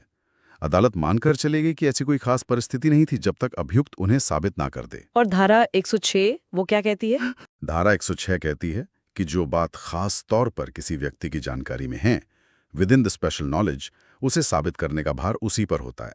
इसका क्लासिक उदाहरण है बिना टिकट यात्रा। अगर रेलवे कहता है कि आपने टिकट नहीं लिया, तो टिकट होना या ना होना ये आपकी खास जानकारी में है, तो टिकट दिखाने का भार आप पर है। इस हिस्से में कुछ कानूनी अनुमान मतलब उपधारणाएं भी बहुत काम की हैं। हाँ, बहुत। जैसे धारा 108 ये कहती है कि अगर किसी व्यक्ति के बारे में 7 साल से कुछ नहीं सुना गया है उन लोगों द्वारा जो स्वाभाविक रूप से उसके बारे में सुनते, अगर वो जिंदा होता, तो ये मान लिया जाएगा कि वो व्यक्ति मर चुका है। ये कानूनी जरूरत को पूरा करती है। हाँ, ये नहीं बताती कि मौत कब हुई, बस ये कि वो मर चुका है। और धारा 112 वो वैधता वाली? हाँ, धारा 112 तो बहुत मजबूत है। वैधता का निश्चायक सबूत, कंक्लूसिव प्रूफ ऑफ लेजिटिमेसी। ये कहती है कि अगर किसी बच्चे का जन्म वैध शादी के दौरान हुआ है या शादी टूटने के 280 दिन के अंदर हुआ है और इस दौरान मां अविवाहित रही हो, तो ये इस बात का पक्का सबूत है कि वो उसी पति का धर्मज बच्चा है। इसे सिर्फ एक ही तरीके से काटा जा सकता है अगर ये साबित कर दिया जाए कि गर्भाधान के संभावित समय पर पति पत्नी की आपस में पहुंच ही नहीं थी। शारीरिक संबंध बनाना संभव ही नहीं था। ये तो बहुत ही स्ट्रॉन्ग प्रिजम्पशन है। और हाल के सामाजिक बदलावों ने भी कुछ नई उपधारणाओं को जन्म दिया है ना? जी हाँ, जैसे धारा 113 ए और 113 बी, ये महिलाओं के खिलाफ अपराधों से जुड़ी हैं। धारा 113 ए विवाहित महिला द्वारा आत्महत्या के दुष्प्रेरण, अबेटमेंट ऑफ सुइसाइड की उपधारणा है। अगर शादी के 7 साल के अंदर मौत हुई है और साबित होता है कि पति या उसके रिश्तेदारों ने क्रूरता की थी, तो अदालत ये मान सकती है, मे प्रिज्यूम, कि उन्होंने ही उकसाया था। और धारा 113 भी दहेज मृत्यु की उपधारणा है। यहां अगर 7 साल के अंदर अप्राकृतिक मौत हुई है और मौत से ठीक पहले दहेज की मांग या क्रूरता हुई थी, तो अदालत को यह मानना ही पड़ेगा, शैल प्रिज्यूम, कि यह दहेज हत्या है। इन दोनों में सबूत का भार अभियुक्त पर चला जाता है कि वो साबित करे कि उसने नहीं उकसाया या दहेज हत्या नहीं की। ये सामाजिक बुराइयों से निपटने के लिए बनाए गए सख्त प्रावधान है। ये जानना बहुत जरूरी है। और धारा 114? धारा 114 अदालत को काफी विवेक देती है। ये अदालत को इजाजत देती है कि वो सामान्य घटनाओं के क्रम को देखते हुए, इंसानी व्यवहार को देखते हुए और सार्वजनिक और निजी कारोबार की सामान्य प्रक्रियाओं को देखते हुए कुछ तथ्यों का होना मान ले, मे प्रिज्यूम। जैसे इसमें उदाहरण दिए हैं कि चोरी के तुरंत बाद जिसके पास चोरी का माल मिले वो या तो चोर है या उसे पता था कि माल चोरी का है, रिसीवर ऑफ स्टोलन गुड्स, या ये कि न्यायिक और सरकारी काम सही तरीके से नियमित रूप से किए गए होंगे। लेकिन इसी में यह चेतावनी भी है कि सह अपराधी अकम्प्लिस भरोसे के लायक नहीं होता जब तक कोई और सबूत करॉबोरेशन ना हो। और धारा 114 ए जो बलात्कार के मामलों में सहमति से जुड़ी है। हाँ, ये तुकाराम बनाम महाराष्ट्र केस के बाद जुड़ी गई थी। ये कहती है कि बलात्कार के कुछ मामलों में, जैसे कस्टोडियल रेप, अगर शारीरिक संबंध है, सेक्सुअल इंटरकोर्स साबित हो जाता है और पीड़िता ये कहती है कि उसकी सहमति नहीं थी, तो अदालत ये मानकर चलेगी, शैल प्रिज्यूम, कि सहमति नहीं थी। अब ये अभियुक्त की जिम्मेदारी है कि वो साबित करे कि सहमति थी। ये पीड़िता के बयान को ज्यादा वजन देता है और अभियुक्त पर ओनस डालता है। सोचिए, कानूनी दुनिया में क्या ऐसा हो सकता है कि कोई कुछ कहे या करे और दूसरा उस पर यकीन कर ले, हाँ, और फिर पहला वाला कहे नहीं, मैंने तो मजाक किया था या मेरा मतलब वो नहीं था। यहीं पर शायद विबंध आता है। बिल्कुल सही पकड़ा आपने। ये जो एस्टॉपल का सिद्धांत है ना, ये असल में इसी फेयरनेस और भरोसे पर टिका है। अच्छा, हमारे एविडेंस एक्ट का सेक्शन 115 इसी के बारे में है। ओके। आसान शब्दों में कहें तो अगर आपने किसी ने अपनी किसी बात से या काम से या कई बार चुप रहने से भी अच्छा। हाँ, किसी को यकीन दिला दिया कि कोई चीज सच है और उस बेचारे ने उस यकीन पर भरोसा करके अपनी स्थिति बदल ली, कोई कदम उठा लिया, तो बाद में आप या आपकी तरफ से कोई और उस बात को झुठला नहीं सकता। आपको अपनी बात पर एक तरह से टिके रहना होगा। अच्छा, तो ये मतलब लोगों को उनके शब्दों और कामों के लिए जिम्मेदार ठहराने का एक तरीका हुआ है ना। कोई उदाहरण दे सकती हैं आप? हाँ, बिल्कुल। सोचिए, जैसे किसी ने रेलवे को अपना सामान भेजा, ठीक है, और डिक्लेयर करते वक्त कह दिया कि भाई इसकी कीमत तो बस 100 रुपए है, शायद किराया बचाने के लिए। हाँ, होता है ऐसा। अब मान लीजिए वो सामान खो गया, हाँ, तो अब वो ये नहीं कह सकता कि अरे मेरा तो लाखों का सामान था, मुझे ज्यादा मुआवजा दो। अरे वाह। उसने पहले जो कहा था अब उसे उसी पर कायम रहना होगा। रेलवे कहेगी भाई आपने 100 कहा था, उसी हिसाब से बात होगी। ये एस्टॉपल है। ये तो बहुत काम की बात है। तो इसके लिए दो मुख्य चीजें होनी चाहिए, जैसा आपने कहा।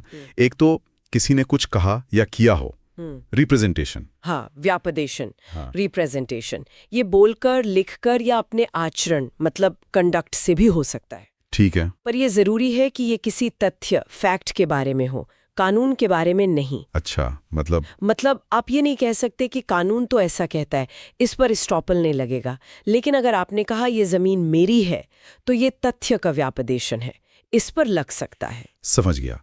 और दूसरी शर्त है कि सामने वाले ने उस बात पर यकीन करके उस रिप्रेजेंटेशन पर एक्ट किया हो, अपनी स्थिति में कोई बदलाव लाया हो। जैसे वो सौदा कर लेना या पैसे लगा देना। बिल्कुल, कुछ ऐसा किया हो जो वो शायद न करता अगर उसे वो यकीन न दिलाया गया होता।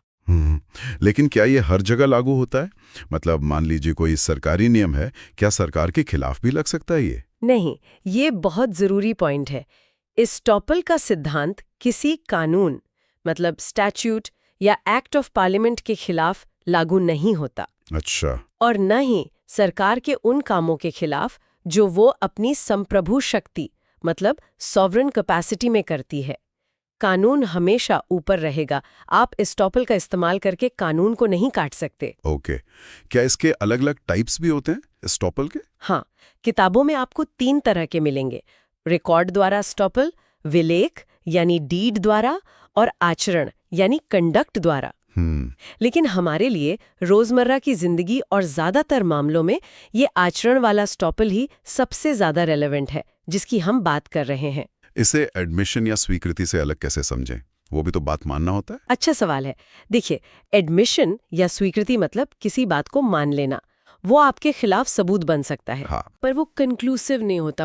आप बाद में समझा सकते हैं कि आपने क्यों माना था या गलती से मान लिया था। लेकिन एस्टॉपल एक बार लग गया तो वो दरवाजा बंद कर देता है। आप उस बात से पलट ही नहीं सकते, वो कंक्लूसिव है। समझ गया, ये ज्यादा सख्त है। हाँ। इसी से जुड़ा एक और नियम है शायद किराएदारों के बारे में, सेक्शन 116। हाँ बिल्कुल, धारा 116 कहती है कि कोई किराएदार जब तक वो किराए पर है इस बात से इनकार नहीं कर सकता कि जब उसकी किराएदारी शुरू हुई थी तब उसके मकान मालिक का उस प्रॉपर्टी पर हक था। अच्छा। आप जिसके किराएदार बनकर आए बाद में उसी के टाइटल पर सवाल नहीं उठा सकते जब तक आप किराएदार हैं। बाद में भले ही उठाएं, लेकिन किराएदारी के दौरान नहीं। और ये लाइसेंस वालों पर भी लागू होता है? हाँ, जो लाइसेंस पर प्रॉपर्टी इस्तेमाल करते हैं उन पर भी ऐसा ही नियम लागू होता है। ठीक है, तो ये था विबंध का सिद्धांत, अपनी बात पर कायम रहने का कानूनी नियम मोटे तौर पर। हाँ जी। चलिए अब आगे बढ़ते हैं गवाहों की तरफ। अदालत में सच सामने लाने के लिए गवाह, विटनेसेस, बहुत जरूरी होते हैं। बिल्कुल। तो सवाल यह है कि गवाही दे कौन सकता है? क्या कोई भी? बच्चा, बूढ़ा, बीमार, कौन? देखिए, कानून का जो सामान्य नियम है सेक्शन 118 में, वो बड़ा सीधा है। क्या कहता है? वो कहता है कि लगभग हर व्यक्ति गवाही देने के लिए सक्षम है, कॉम्पिटेंट है। लगभग हर कोई? हाँ, बस शर्त यह है कि अदालत को ऐसा ना लगे कि वो व्यक्ति चाहे बहुत कम उम्र की वजह से या बहुत ज्यादा उम्र या किसी शारीरिक या मानसिक बीमारी की वजह से उससे पूछे जा रहे सवालों को समझ ही नहीं पा रहा है। अच्छा। या समझ तो रहा है पर उनका ठीक ठाक मतलब रैशनल जवाब नहीं दे पा रहा। तो मतलब उम्र या बीमारी अपने आप में किसी को डिस्क्वालीफाई नहीं करती। अगर कोई बच्चा है पर वो सवालों को समझकर सही जवाब दे सकता है तो वो गवाह बन सकता है। बिल्कुल बिल्कुल बन सकता है। कई मामलों में छोटे बच्चों की गवाही को भी बहुत अहम माना गया है, अगर ये लगे कि वो बिना किसी दबाव या सिखाए पढ़ाए सच बोल रहा है। और यही बात मानसिक रूप से अस्वस्थ व्यक्ति पर भी लागू होती है। अगर वो उस समय जब गवाही दे रहा है सवालों को समझ सकता है और तर्कसंगत जवाब दे सकता है तो उसकी गवाही ली जा सकती है। अच्छा। और उन लोगों के बारे में क्या जो बोल नहीं सकते, डम विटनेसेस, उनके लिए भी कानून में व्यवस्था है। सेक्शन 119 क्या है वो? वो कहता है कि अगर कोई गवाह बोल नहीं सकता तो वो किसी और तरीके से जिससे बात समझ में आ जाए अपनी गवाही दे सकता है। जैसे लिखकर दे सकता है या इशारों से बता सकता है। बस जरूरी यह है कि ये सब खुली अदालत में हो। अच्छा। और ऐसी गवाही को भी मौखिक गवाही, ओरल एविडेंस ही माना जाता है। आजकल तो इसमें और भी प्रावधान आ गए हैं, जैसे इंटरप्रेटर या स्पेशल एजुकेटर की मदद लेना, वीडियोग्राफी करना। ये तो अच्छी बात है। अच्छा, एक और सवाल, क्या पति पत्नी एक दूसरे के खिलाफ गवाही दे सकते हैं? हाँ, दे सकते हैं। सेक्शन 120 इस बारे में साफ है। क्या कहता है वो? सिविल मामलों में तो पति पत्नी एक दूसरे के या विरोधी पक्ष के खिलाफ सक्षम गवाह हैं ही। और क्रिमिनल मामलों में भी जिस व्यक्ति पर मुकदमा चल रहा है उसका पति या पत्नी एक सक्षम गवाह है। मतलब कानून उन्हें गवाही देने से रोकता नहीं है। ठीक है, ये जानना जरूरी था। अब कुछ बातें ऐसी भी होती हैं जिन्हें शायद गोपनीय रखना जरूरी होता है, जिन्हें अदालत में बताने के लिए मजबूर नहीं किया जा सकता। Privileged communications. हाँ बिल्कुल, ये एक बहुत ही महत्वपूर्ण हिस्सा है एविडेंस एक्ट का। कानून कुछ रिश्तों की पवित्रता और कुछ सार्वजनिक हितों की रक्षा के लिए कुछ बातों को गोपनीय मानता है। मतलब ये कि या तो ऐसी जानकारी अदालत में पेश करने से रोका जाता है या फिर उस व्यक्ति को जिसके पास वो जानकारी है उसे बताने के लिए मजबूर नहीं किया जा सकता। उन्हें एक तरह का विशेषाधिकार, प्रिविलेज मिला होता है। तो कई हैं पर दो सबसे ज्यादा महत्वपूर्ण और आम है। पहला है पति पत्नी के बीच शादी के दौरान हुई बातचीत, सेक्शन 122। अच्छा, मैरिज कम्युनिकेशन। हाँ, कानून ये मानता है कि पति पत्नी के रिश्ते का भरोसा बनाए रखने के लिए ये बहुत जरूरी है कि उनकी आपसी बातचीत गोपनीय रहे। तो उन्हें मजबूर नहीं किया जा सकता बताने के लिए? न तो मजबूर किया जा सकता है, न ही आम तौर पर उन्हें इसे बताने की इजाजत ही दी जाती है, जब तक कि वो व्यक्ति जिसने वो बात कही थी या उसका प्रतिनिधि सहमति न दे दे। लेकिन अगर उन दोनों के बीच ही कोई झगड़ा हो, कोई केस चल रहा हो आपस में? हाँ, ये इसका एक अहम अपवाद है। अगर पति पत्नी के बीच ही कोई सिविल मुकदमा चल रहा हो या एक ने दूसरे के खिलाफ कोई अपराध किया हो, तब ये नियम लागू नहीं होता। तब वो एक दूसरे की बातचीत बता सकते हैं। और ये सिर्फ बातचीत पर लागू होता है? हाँ, ये ध्यान देने वाली बात है, ये सिर्फ कम्युनिकेशंस यानी संचार पर लागू होता है, उनके किए गए कार्यों पर नहीं। और अगर कोई तीसरा व्यक्ति उनकी बातचीत सुन ले, छिपकर या गलती से, तो वो तीसरा व्यक्ति आकर गवाही दे सकता है, उस पर ये रोक नहीं है। अच्छा, ये दिलचस्प है। और दूसरा महत्वपूर्ण विशेषाधिकार? वो है वकील और उसके क्लाइंट के बीच हुई बातचीत, सेक्शन 126। Attorney client privilege. जी, जब कोई व्यक्ति कानूनी सलाह के लिए वकील के पास जाता है तो वो चाहता है कि वो खुलकर बिना डरे सारी बातें बता सके। हाँ बिल्कुल। तो इसी भरोसे को बनाए रखने के लिए कानून कहता है कि वकील को उसके क्लाइंट द्वारा दी गई कोई भी जानकारी या दिखाई गई कोई भी दस्तावेज या दी गई कोई भी सलाह क्लाइंट की खुली सहमति के बिना प्रकट करने की इजाजत नहीं है। ये नियम वकील के क्लर्क, दुभाषिय मतलब इंटरप्रेटर, उन सब पर भी लागू होता है। क्या इसके भी अपवाद हैं, एक्सेप्शंस? हाँ, है। पहला, अगर वो बातचीत किसी गैर कानूनी काम को आगे बढ़ाने के लिए हुई हो, मतलब क्लाइंट वकील से पूछ रहा हो कि फ्रॉड कैसे करे। अच्छा। दूसरा, अगर वकील को अपने रोजगार के दौरान पता चले कि उसके पास आने के बाद से क्लाइंट ने कोई अपराध या धोखा किया है। और जाहिर है अगर क्लाइंट खुद ही सहमति दे दे कि हाँ वकील साहब आप बता सकते हैं, तब तो कोई रोक नहीं है। ठीक है। ये तो हुई रिश्तों की बात। अब एक और बहुत अहम सवाल, क्या किसी गवाह को ऐसे सवालों का जवाब देने के लिए मजबूर किया जा सकता है जिनसे वो खुद किसी अपराध में फंस सकता हो? सेल्फ इंक्रिमिनेशन जिसे कहते हैं। हाँ, ये बहुत ही अहम सवाल है और सेक्शन 132 इसी के बारे में है। क्या कहता है ये सेक्शन? नियम यह है कि अगर कोई सवाल किसी ऐसे तथ्य के बारे में जो मामले से जुड़ा है, रेलेवेंट है, तो गवाह सिर्फ इस आधार पर जवाब देने से मना नहीं कर सकता कि जवाब उसे किसी अपराध में फंसा देगा या उस पर कोई जुर्माना या जब्ती लगवा देगा। मतलब उसे जवाब देना ही पड़ेगा। हाँ, उसे जवाब देना होगा। वो ये नहीं कह सकता कि मैं नहीं बताऊंगा वरना मैं फंस जाऊंगा। लेकिन ये तो गवाह के लिए खतरनाक हो सकता है। यहीं पर कानून उसे एक सुरक्षा कवच भी देता है। इसी सेक्शन 132 में एक परंतुक प्रोवाइजो है। क्या है वो? वो कहता है कि ठीक है, गवाह को जवाब देने के लिए मजबूर तो किया जा रहा है, लेकिन उस जवाब के आधार पर उसे गिरफ्तार नहीं किया जाएगा, नहीं उस पर कोई फौजदारी मुकदमा चलाया जाएगा। अरे हाँ, सिवाय एक स्थिति के, अगर वो उस जवाब में झूठ बोलता है तो झूठी गवाही देने के लिए, परजुरी के लिए उस पर मुकदमा चल सकता है। अच्छा, तो मतलब सच बोलो भले ही वो तुम्हारे खिलाफ हो, तुम्हें उस सच बोलने की सजा नहीं मिलेगी, लेकिन झूठ बोला तो पकड़े जाओगे। बिल्कुल, ये एक संतुलन बनाने की कोशिश है। सच सामने आए लेकिन गवाह को हद से ज्यादा नुकसान ना हो। समझ गया। और अगर कोई सह अपराधी गवाही दे तो? अकम्प्लिस, जिसने जुर्म में साथ दिया हो, उसकी गवाही का क्या वजन है? अकम्प्लिस के बारे में सेक्शन 133 बात करता है। क्या कहता है? वो साफ कहता है कि सह अपराधी अभियुक्त व्यक्ति के खिलाफ एक सक्षम गवाह है, कॉम्पिटेंट विटनेस है। ठीक है। और सिर्फ इस आधार पर किसी की सजा को अवैध नहीं माना जाएगा कि वो सजा एक सह अपराधी की गवाही पर आधारित है जिसकी पुष्टि corroboration नहीं हुई है। लेकिन एक और नियम है ना, शायद सेक्शन 114 का इलस्ट्रेशन बी, जो कहता है कि अदालत ये मान सकती है कि सह अपराधी भरोसे के लायक नहीं है जब तक कि उसकी बात की पुष्टि ना हो जाए। ये दोनों बातें तो उल्टी लगती हैं। हाँ, ये पहली नजर में थोड़ा विरोधाभासी लग सकता है, पर असल में दो अलग-अलग चीजें हैं। कैसे? सेक्शन 133 कानून का एक पक्का नियम है, रूल ऑफ लॉ। वो कहता है कि सह अपराधी गवाह बन सकता है और उसकी बिना पुष्टि वाली गवाही पर भी सजा हो सकती है। ये गैरकानूनी नहीं है। ठीक है। लेकिन सेक्शन 114 का इलस्ट्रेशन बी एक व्यवहारिक सावधानी का नियम है, रूल ऑफ प्रूडेंस।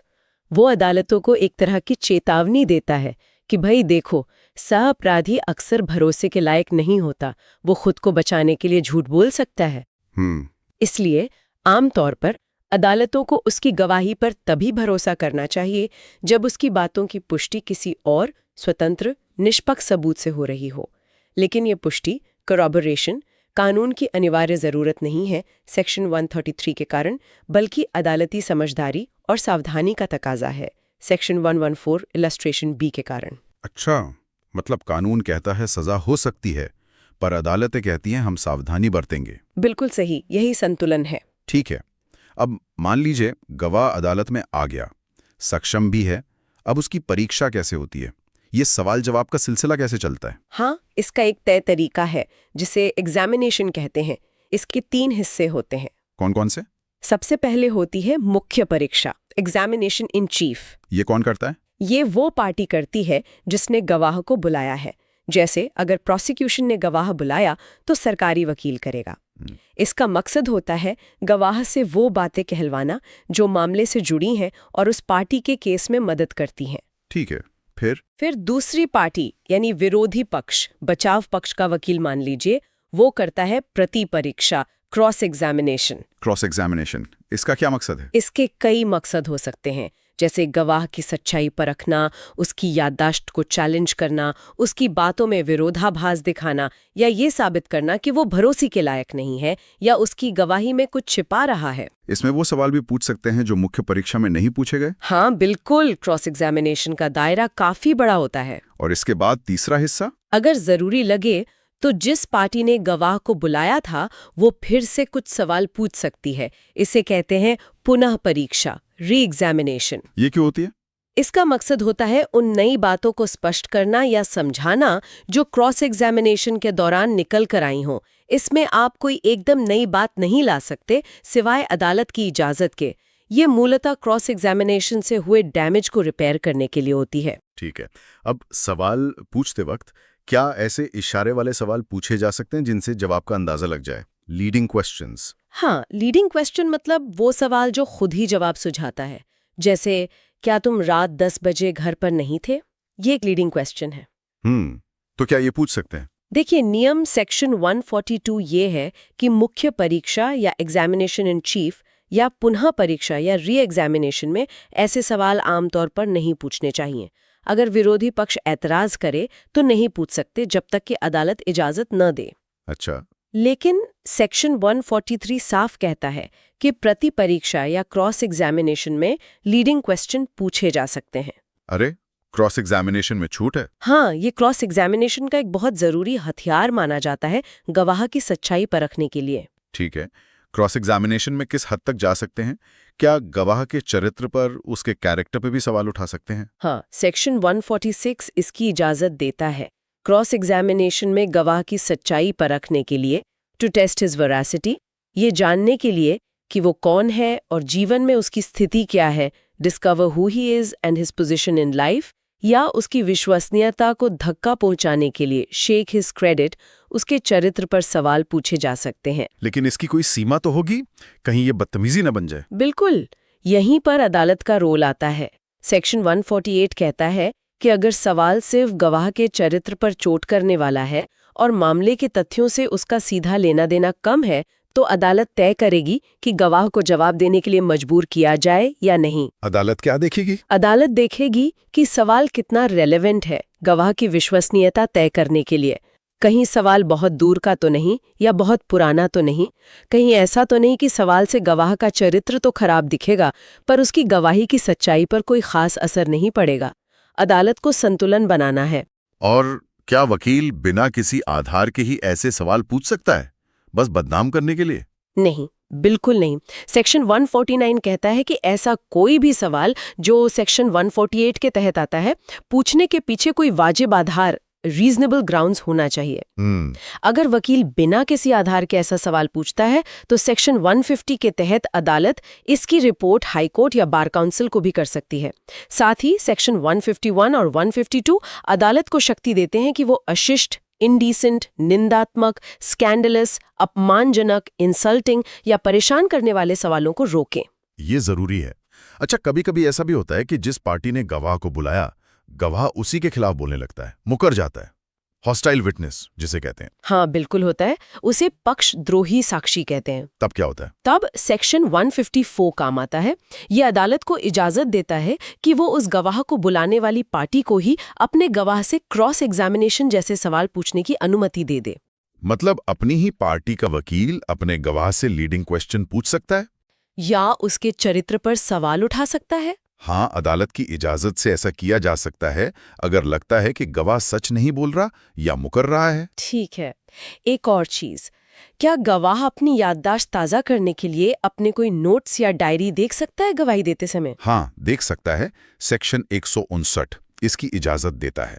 क्या शर्तें हैं? शर्त यह है कि वो दस्तावेज या नोट्स उसने या तो घटना के समय बनाए हों या उसके इतने तुरंत बाद बनाए हों कि अदालत को लगे कि उस समय घटना उसकी याद में ताज़ा थी। या फिर अगर उसने खुद नहीं बनाए पर किसी और के बनाए हुए नोट्स उसी समय पढ़े थे और उन्हें सही पाया था तो उन्हें भी देख सकता है। लेकिन क्या ये नोट्स वो चुपके से देखेगा? नहीं, यहीं पर सेक्शन 161 आता है। वो कहता है कि जिस भी दस्तावेज का इस्तेमाल गवाह अपनी याददाश्त ताज़ा करने के लिए करता है अंडर सेक्शन 159, उसे देखने का अधिकार विरोधी पक्ष को होता है। अच्छा, हाँ, विरोधी पक्ष उसे देख सकता है और फिर उस दस्तावेज पर गवाह से क्रॉस एग्जामिनेशन भी कर सकता है। ये पारदर्शिता के लिए जरूरी है। बिल्कुल। इस पूरी प्रक्रिया में जज साहब या जज साहिबा की क्या भूमिका होती है? क्या वो बस मैच रेफरी की तरह देखते रहते हैं? नहीं, बिल्कुल नहीं। भारतीय साक्ष्य अधिनियम जज को सिर्फ एक मूक दर्शक नहीं बनाता। सेक्शन 165 जज को बहुत ज्यादा शक्तियां देता है। कैसी शक्तियां? सच का पता लगाने के लिए, प्रॉपर डिस्कवरी ऑफ फैक्ट्स के लिए, जज किसी भी गवाह से या पक्षकार से किसी भी समय, किसी भी रूप में, किसी भी तरह का सवाल पूछ सकता है, चाहे वो सवाल रेलेवेंट हो या इररेलेवेंट। किसी भी तरह का सवाल, इररेलेवेंट भी? हाँ, सवाल पूछने के मामले में जज पर रेलेवेंसी के नियम लागू नहीं होते। वो कोई भी दस्तावेज या चीज पेश करने का आदेश दे सकता है। और क्या वकील जज के सवाल पर आपत्ति कर सकते हैं? नहीं, न तो पार्टियां जज के पूछे गए किसी सवाल पर आपत्ति कर सकती हैं, न ही जज की इजाजत के बिना उस सवाल के जवाब पर गवाह से क्रॉस एग्जामिनेशन कर सकती हैं। ये तो बहुत बड़ी शक्ति है। जी इसकी कोई सीमा भी है या नहीं? हाँ, सीमाएं हैं। इसी सेक्शन 165 में ही बताई गई हैं। पहली और सबसे बड़ी सीमा ये है कि जज का जो अंतिम फैसला होगा वो उन्हीं तथ्यों पर आधारित होना चाहिए जिन्हें कानून रेलेवेंट मानता है और जिन्हें विधिवत साबित, ड्यूली प्रूव्ड किया गया हो। मतलब सवाल भले ही इररेलेवेंट पूछ लें, फैसला रेलेवेंट सबूतों पर ही देना होगा। बिल्कुल। जज अपनी मर्जी से कहीं से भी जानकारी लाके फैसला नहीं दे सकते। दूसरी सीमा ये है कि जज उन विशेषाधिकारों का ध्यान रखेंगे जो हमने पहले डिस्कस किए थे। जैसे पति पत्नी या वकील क्लाइंट वाली बात है। हाँ, जज किसी गवाह को ऐसा सवाल का जवाब देने या ऐसा दस्तावेज पेश करने के लिए मजबूर नहीं कर सकते जिसके लिए उसे कानून के तहत प्रिविलेज मिला हुआ है। को गलत तरीके से मान लिया गया या किसी सही सबूत को मानने से इनकार कर दिया गया तो क्या पूरा केस ही खराब हो जाता? अपील में फैसला पलट जाएगा? जरूरी नहीं। इसके लिए सेक्शन 167 है। क्या कहता है वो? वो कहता है कि सिर्फ इस वजह से कि किसी सबूत को गलत तरीके से स्वीकार, इम्प्रॉपर एडमिशन, या अस्वीकार, इम्प्रॉपर रिजेक्शन किया गया था, किसी मुकदमे का फैसला पलटा नहीं जाएगा या नया ट्रायल शुरू नहीं होगा। अच्छा, तो कब होगा? अगर ऊपरी अदालत को ये लगता है कि उस गलती के बावजूद केस में पर्याप्त सबूत थे जो फैसले को सही ठहराते थे, या अगर जिस सबूत को गलत तरीके से खारिज किया गया था अगर उसे मान भी लिया जाता तब भी फैसले पर कोई असर नहीं पड़ता। मतलब देखा ये जाएगा कि क्या उस गलती से अन्याय हुआ है? हाँ, मुख्य बात यह है कि क्या उस गलती की वजह से फैसले पर सारवान असर पड़ा है। अगर नहीं तो सिर्फ तकनीकी गलती के लिए फैसला नहीं पलटा जाएगा। न्याय होना जरूरी है।